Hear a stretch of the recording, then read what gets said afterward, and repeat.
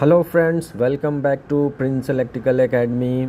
हमारे पिछले वीडियो में हमने 3 फेज़ इंडक्शन मोटर्स के सबसे कॉमन इंटरव्यू क्वेश्चंस कवर किए थे। आज हम एक और ऐसे ही टॉपिक इलेक्ट्रिकल ट्रांसफार्मर कवर करने जा रहे हैं, जो हर इलेक्ट्रिकल मेंटेनेंस और पावर इंजीनियर को इंटरव्यू के लिए ज़रूर पता होना चाहिए। आज की इस वीडियो में मैंने ऐसे टॉप 8 फ्रीक्वेंट इंटरव्यू क्वेश्चन चुने हैं जो बेसिक कॉन्सेप्ट से लेकर बुचोल्स रिले और सिलिका जेल जैसे एडवांस साइट प्रोटेक्शन डिवाइसेस तक सब कुछ कवर करता है। तो अपनी नोटबुक निकाल लीजिए। अगर चैनल को अभी तक सब्सक्राइब नहीं किया है तो तुरंत सब्सक्राइब कर लीजिए। और चलिए सीधे शुरू करते हैं क्वेश्चन नंबर 1 से। तो क्वेश्चन 1 बहुत ही क्लासिक सा क्वेश्चन है। ट्रांसफार्मर की रेटिंग KW की बजाय KVA में क्यों होती है? अगर इंटरव्यूअर आपसे ये पूछे तो उन्हें यह टू द पॉइंट जवाब दीजिए। ट्रांसफार्मर के टोटल लॉसेज पूरी तरह से वोल्टेज और करंट पर डिपेंड करते हैं, ना कि कनेक्ट लोड या पावर फैक्टर पर। आयरन लॉस सीधे सिस्टम वोल्टेज पे डिपेंड करता है और कॉपर लॉस या वाइंडिंग लॉस लोड करंट पे डिपेंड करता है। इसलिए टोटल लॉसेज V/I होता है, जिसे हम अपरेंट पावर यानी KVA में मेज़र करते हैं। और दूसरा पॉइंट, चूँकि ट्रांसफार्मर बनाने वाली कंपनी मैन्युफैक्चरर जो होता है उसको ये पता नहीं होता है कि एंड यूज़र उस पर कौन सा लोड कनेक्ट करने वाले हैं, चाहे वो इंडक्टिव लोड हो, कैपेसिटिव हो या फिर रेसिस्टिव हो। इसलिए वो एक्टिव पावर KW किलोवाट में रेटिंग नहीं दे सकते। इसलिए ट्रांसफार्मर हमेशा KVA में रेट किया जाता है। अब आते हैं क्वेश्चन नंबर 2 पर। क्या हम ट्रांसफार्मर को DC सप्लाई से कनेक्ट कर सकते हैं, और अगर कनेक्ट कर दें तो क्या होगा?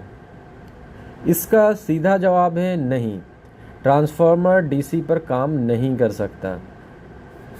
इसका टेक्निकल रीज़न समझिए। Transformer Faraday law of electromagnetic induction पर काम करता है। सेकेंडरी वाइंडिंग में वोल्टेज इंड्यूस करने के लिए हमें लगातार चेंज होने वाली मैग्नेटिक फ्लक्स यानी dφ/dt चाहिए होता है। DC करंट एक कांस्टेंट मैग्नेटिक फ्लक्स बनाता है, यानी dφ/dt उसमें ज़ीरो होता है, जिसकी वजह से सेकेंडरी में ज़ीरो वोल्टेज इंड्यूस होता है। प्राइमरी वाइंडिंग का रेजिस्टेंस बहुत कम होता है। जब अल्टरनेटिंग फ्लक्स नहीं होगा तो वहाँ पर कोई भी बैक EMF जनरेट नहीं होगा। बैक EMF क्या करता है कि अप्लाइड वोल्टेज के अगेंस्ट में उसका विरोध करता है। अगर बैक EMF नहीं होगा तो एक बहुत हेवी करंट फ्लो होगा प्राइमरी वाइंडिंग में और हमारा प्राइमरी वाइंडिंग जल सकता है। क्वेश्चन नंबर 3, कोर टाइप और सेल टाइप ट्रांसफार्मर के बीच क्या डिफरेंस है? आपकी कंस्ट्रक्शन नॉलेज चेक करने के लिए यह सवाल अक्सर पूछा जाता है, तो बस ये 4 मेन डिफरेंस याद रखें। तो अगर हम मैग्नेटिक पाथ की बात करें तो कोर टाइप में सिंगल मैग्नेटिक पाथ होता है, जबकि सेल टाइप में डबल मैग्नेटिक पाथ होता है। अगर वाइंडिंग पोजीशन की बात करें तो कोर टाइप में वाइंडिंग कोर को घेरे रहता है और सेल टाइप में कोर वाइंडिंग को कवर करता है। अगर इसके लिम्स की बात करें तो कोर टाइप में 2 लिम्स होते हैं, सेल टाइप में 3 लिम्स होते हैं। और अगर इसकी एप्लीकेशन की बात करें तो core type high voltage low KVA के लिए यूज़ किया जाता है, जबकि shell type low voltage high KVA के लिए यूज़ होता है। क्वेश्चन नंबर 4, ट्रांसफार्मर के कोर को सॉलिड लोहे के ब्लॉक के बजाय पतली लेमिनेटेड शीट जो कि इंसुलेटेड होता है से क्यों बनाया जाता है? इसका सिंपल जवाब है एडी करंट लॉसेस को कम करने के लिए। जब अल्टरनेटिंग फ्लक्स लोहे के कोर से गुजरता है तो कोर के अंदर छोटे छोटे गोल करंट घूमने लगते हैं जिन्हें हम एडी करंट कहते हैं। अगर कोर सॉलिड होगा तो ये करंट बड़े लूप में घूमेंगे और बहुत ज़्यादा हीट जनरेट करेंगे। जब हम कोर को वर्निश से कोटेड पतली पतली सिलिकॉन स्टील शीट्स में काट देते हैं तो करंट का रास्ता ब्रेक हो जाता है। एडी करंट का वैल्यू बहुत कम हो जाता है और पावर लॉसेस भी कम हो जाते हैं। Question number 5, open circuit and short circuit test करने का क्या रीज़न होता है? इसमें कंफ्यूज होने की बिल्कुल ज़रूरत नहीं है, एकदम सटीक जवाब दीजिए। ओपन सर्किट टेस्ट, यह टेस्ट रेटेड वोल्टेज पर एचवी साइड को ओपन रखकर किया जाता है। इसका मेन रीज़न कोर लॉसेज यानी आयरन लॉसेज और मैग्नेटाइजिंग करंट का पता लगाना होता है। और जब शॉर्ट सर्किट टेस्ट की बात करें तो यह टेस्ट कम वोल्टेज पर एलवी साइड को शॉर्ट करके किया जाता है। इसका main reason full load copper losses और इक्विवेलेंट इम्पीडेंस निकालना होता है। अब आते हैं एडवांस साइड और प्रैक्टिकल क्वेश्चंस पर। क्वेश्चन नंबर 6, बूचोल्स रिले क्या है, यह कहाँ लगी होती है और कैसे काम करता है?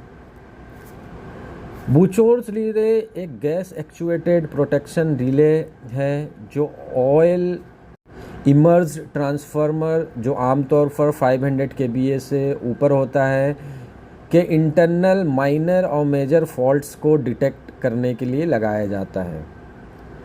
यह मेन ट्रांसफार्मर टैंक और कंजर्वेटर टैंक को जोड़ने वाले पाइप के बीच में 3 से 60 डिग्री के एंगल पर लगाई जाती है। जब कोई माइनर फॉल्ट होता है तो गैस के बुलबुले उठते हैं और ये बुलबुले रिले में इकट्ठा होता है और रिले के फ्लोट को नीचे गिराता है, जिससे अलार्म जनरेट होता है और अलार्म बज जाता है। और जब कोई मेजर फॉल्ट होता है तो तेल का एक दबाव क्रिएट होता है, जनरेट होता है, जो कंजर्वेटर की तरफ जाता है, जो रिले के बैफल फ्लैट को पुश करता है और सर्किट ब्रेकर को तुरंत ट्रिप सिग्नल भेज देता है। क्वेश्चन नंबर 7, ब्रीदर में सिलिका जेल का क्या काम होता है और इसके कलर से हमें क्या शो करता है? तो जब ट्रांसफार्मर ऑयल का टेम्परेचर के हिसाब से फैलता है या सिकुड़ता है, यानी एक्सपेंड होता है या सिकुड़ता है, तो ट्रांसफार्मर सांस लेता है, ट्रांसफार्मर ब्रीथ करता है।